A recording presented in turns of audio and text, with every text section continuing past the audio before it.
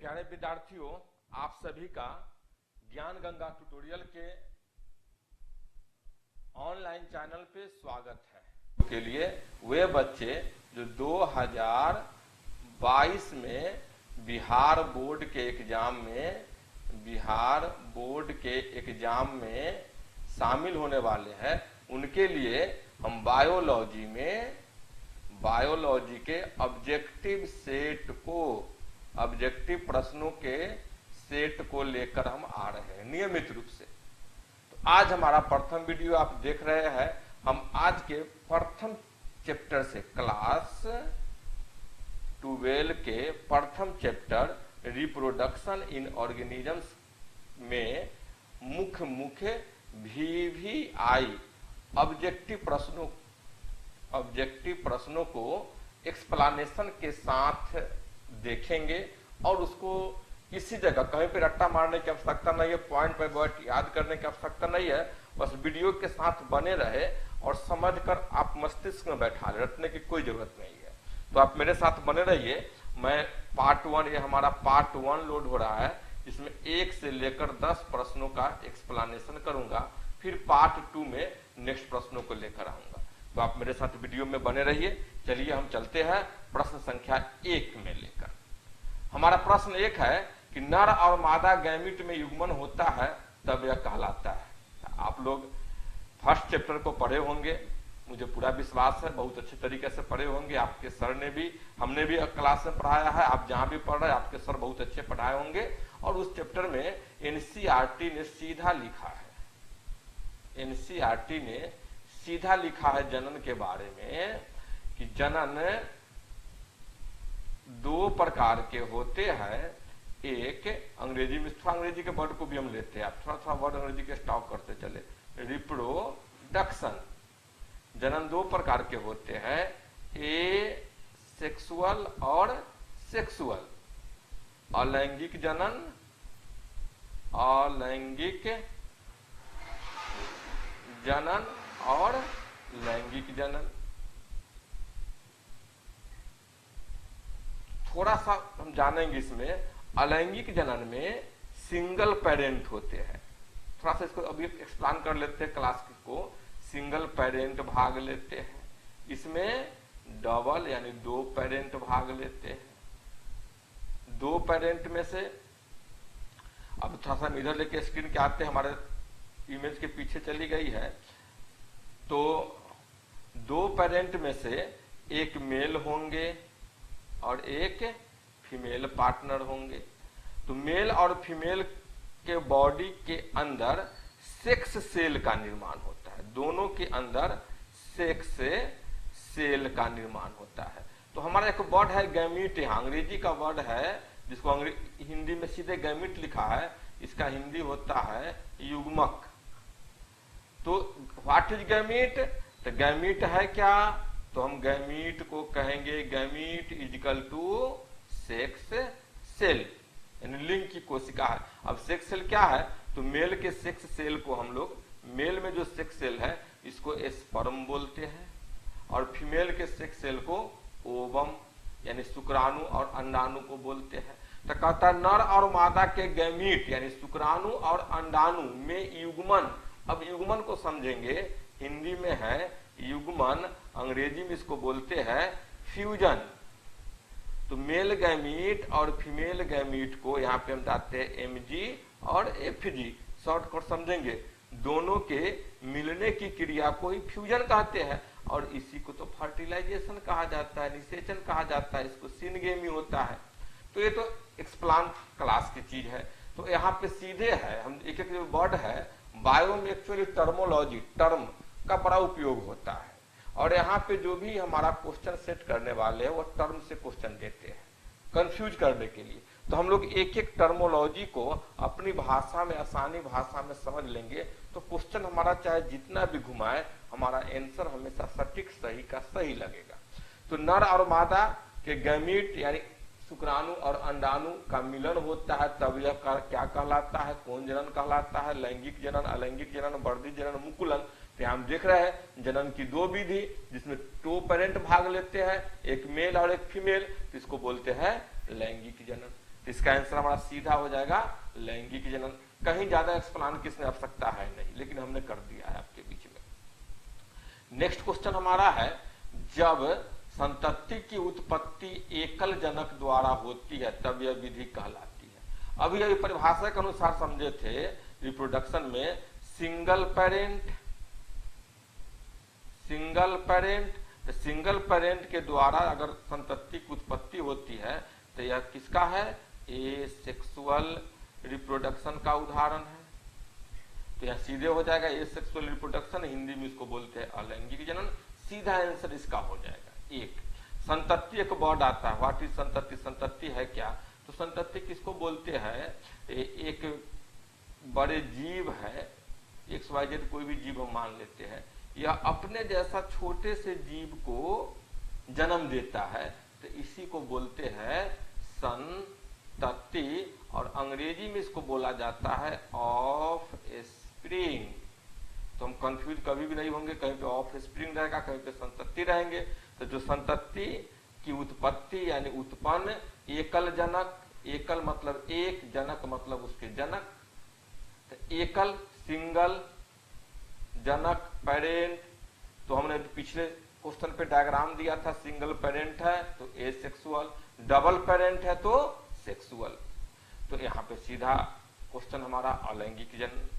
Next question में चलेंगे हम लोग, एक पुंजक क्लोन के संबंध में निम्नांकित में कौन सही है। अब देखिए यहाँ पे भी वर्ड जो टर्म यूज किया है, एक पुंजक और क्लोन, एक्चुअली दोनों एक ही चीज है। एक पुंजक को अंग्रेजी में क्लोन कहते हैं, क्लोन कहते हैं, के संबंध में निम्नांकित में से कौन सही है।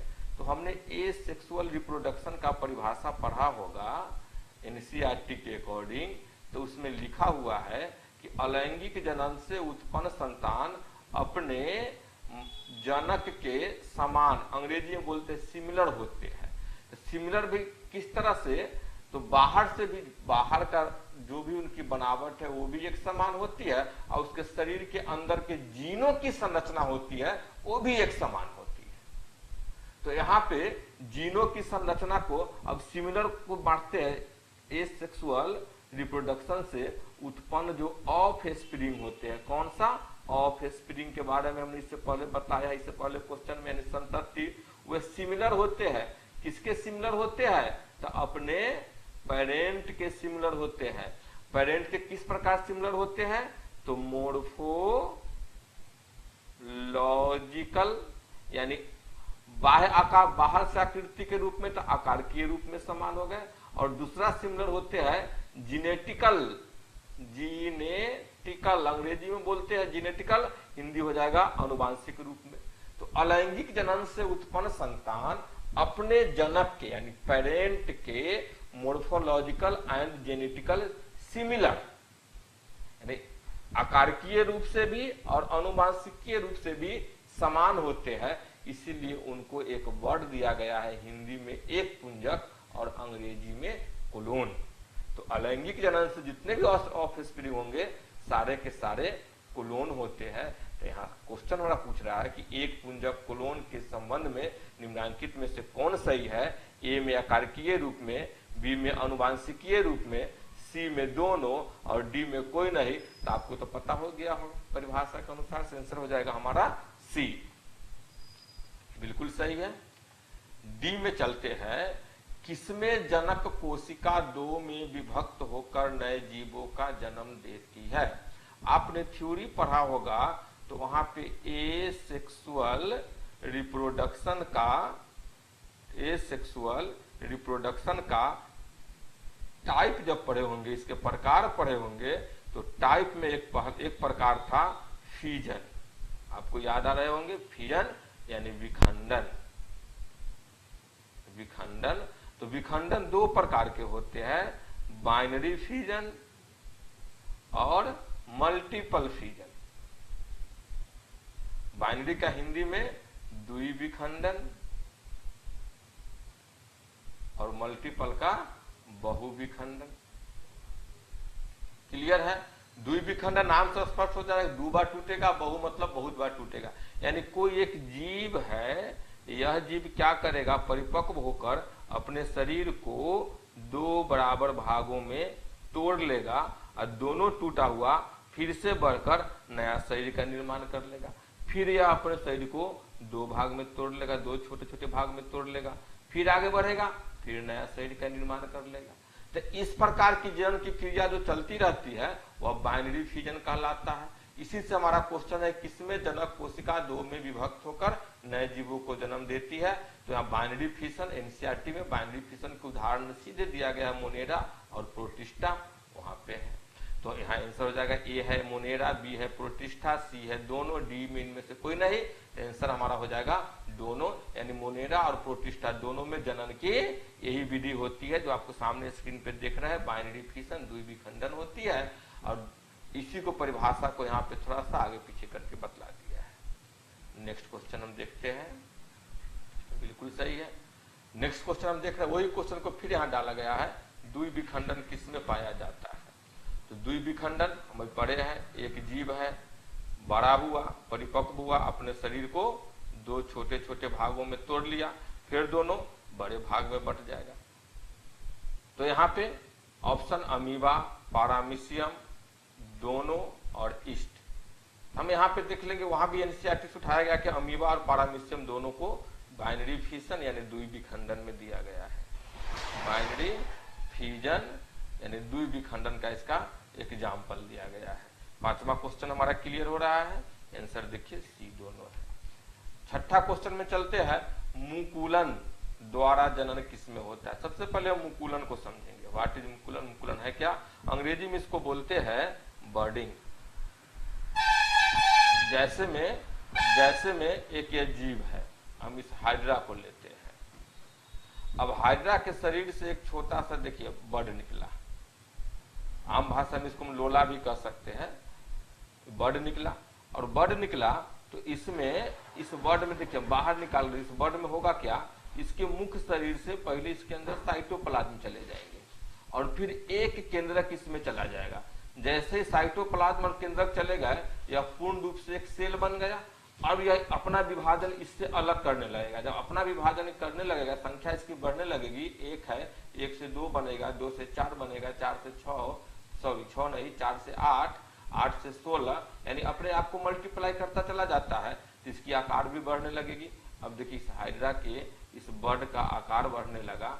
एक समय ऐसा आएगा कि अपने मूल पेरेंट से टूट कर ये अलग छोटा हाइड्रा बन जाएगा, फिर से वृद्धि कर कर नए जीव बना लेगा। यही विधि हमारा कहलाता है बर्डिंग, ये विधि कहलाती है बर्डिंग।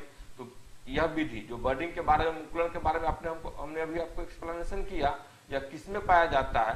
पहला है क्लेमाइडोमोनास, पेनिसिलियम, ईस्ट, इनमें से सभी। तो स्पष्ट रूप से यहाँ पे एक लाइन में लिखा हुआ है एनसीईआरटी में कि ईस्ट में जनन की क्रिया मुकुलन के द्वारा होती है।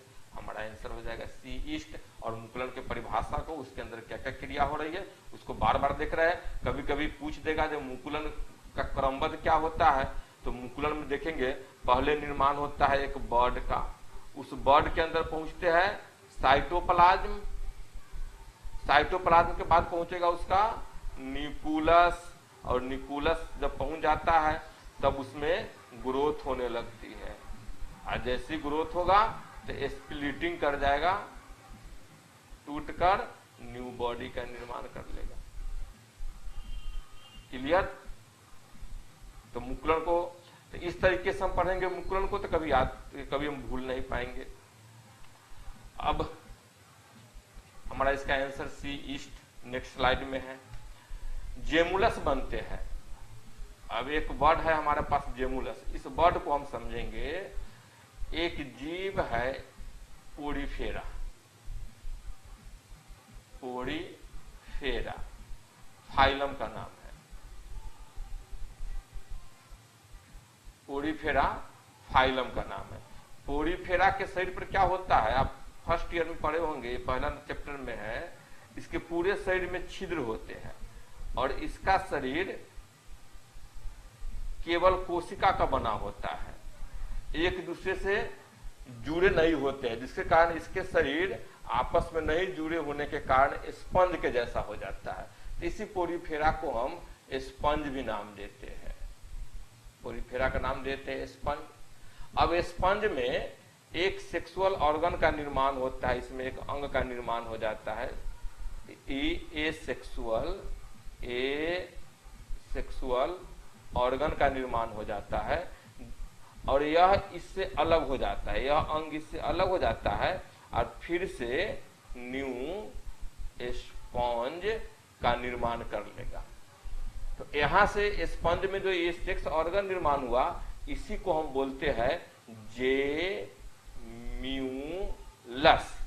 तो अब इस क्वेश्चन को समझ गए होंगे, जेमुलस बनते हैं किसमें बनते हैं, तो जेमुलस बनेंगे स्पंज में। अब स्पंज नहीं देकर कहीं पे ऑप्शन स्पंज को ना देकर दे देगा आपको पोरीफेरा, तो हम यहाँ पे लगा देंगे पोरीफेरा। क्लियर है 7वां क्वेश्चन हमारा स्पंज। 8वां क्वेश्चन में चलेंगे, इनमें से कौन पुष्पी पौधे के जनन में काम नहीं आता है। अब देखेंगे, हम प्लांट में पढ़े हैं कि प्लांट के अंदर जो फ्लावर होता है वह फ्लावर को ही बोलते हैं सेक्स ऑर्गन, यानी फ्लावर जो है पौधे के लिए सेक्स ऑर्गन लिंग अंग का काम करते हैं। तो पौधे के पुष्पी पौधे में जनन में काम नहीं आता है। तो जो भी फ्लावर के पार्ट होंगे, जो भी फ्लावर के पार्ट होंगे वो जनन में काम आएंगे, जो नहीं होंगे वो जनन के काम में नहीं आएंगे। यहां से तो 4 ऑप्शन दिया गया है, कंद, प्रकंद, भस्तूरी और कोनिडिया। तो यहाँ पे हम देखेंगे कंद जो है फ्लावर का पार्ट है, प्रकंद भी फ्लावर का पार्ट है, भस्तूरी भी फ्लावर का पार्ट है। ये कोनिडिया जो है एक लाइन में लिखा हुआ है एनसीईआरटी में कि पेनिसिलिन नामक कवक, अंग्रेजी में बोलेंगे इसको हम फंजाई, पेनिसिलिन नामक कवक में ए सेक्सुअल ऑर्गन जो है पाया जाता है, जिसको हम बोलते हैं कोनिडिया, और इसी के द्वारा रिप्रोडक्शन की क्रिया होती है। किसके द्वारा, तो कोनिडिया के द्वारा ही पेनिसिलिन में रिप्रोडक्शन की क्रिया होती है, जनन की क्रिया होती है। तो यह पार्ट जो है फ्लावर का न होकर कवक का हो गया। तो अब पूछ रहा है कि नहीं होता है, नहीं पूछ रहा है तो फ्लावर का तो पार्ट ही नहीं, आंसर सीधा हमारा हो जाएगा कवक। तो कोनिडिया आंसर सीधा हो गया हमारा। अब चलते हैं हम 9वें क्वेश्चन में, इनमें से किसे बंगाल का आतंक कहा जाता है। अंग्रेजी में terror of Bengal, terror of Bengal. अब इस पे एक छोटी सी कहानी को सुनिए। आजादी से पूर्व हमारे देश में बार बार अकाल पड़ जाया करती थी, लोग भूखों मरने लगते थे, अनाज की कमी होने लगती थी। तो अमेरिका से हमारे देश में गेहूं का निर्यात किया गया। उस गेहूं के साथ जलकुंभी का स्पोर पहुंच गया, जलकुंभी के भी स्पोर पहुंच गए यहाँ पे। अब यह स्पोर उसके साथ आया और जल स्रोत में चला गया, आपस में बहकर, क्योंकि वह जल का पौधा था तो आ गया उसका स्पोर गेहूं के साथ। हम गेहूं को बाव किए, उसमें सिंचाई हुई, सिंचाई के पश्चात उसका स्पोर बह के बगल के जल स्रोत में चला गया। अब वह जल स्रोत में एक स्पोर भी जो पहुंचा, उससे एक जलकुंभी बना। ये देखेंगे, ये हम बना लेते हैं यहाँ पे, एक जल बगल के जल स्रोत को ले लेते हैं, इस पूरा का जल स्रोत कोई तालाब है ले लेते हैं हम। अब इसमें एक स्पोर पहुंचा, इसने अपने एक स्पोर से जलकुंभी बना और इसने अपने आप को जनन करने लगा। अब बड़ी तेजी से संख्या को बढ़ाया, बड़ी तेजी से संख्या को बढ़ाया। अब बढ़ाकर अब यहाँ से यह स्पोर फैलने लगा, एक जलाशय से दूसरे जलाशय, दूसरे से तीसरे, तीसरे से चौथे जलाशय। कहानी को समझिएगा यहाँ पे।